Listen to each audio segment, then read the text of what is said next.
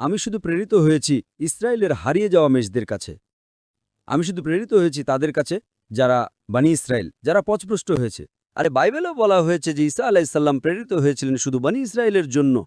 কোরআন মাজিদেও বলা হয়েছে যে ঈসা আলাইসাল্লাম প্রেরিত হয়েছিলেন শুধু বানি ইসরায়েলের জন্য।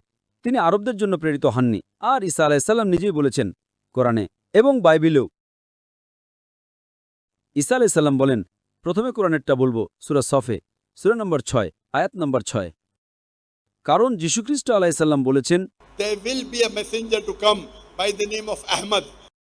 ঈসা আলাইসাল্লাম কোরআন মাজিদে বলেছেন, একজন নবী আসবেন যিনি আপনাদের বলবেন তার নাম হলো Ahmad.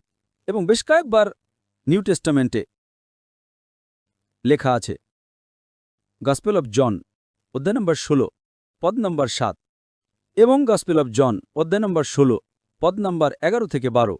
I have many things to say unto you, but ye cannot bear them now.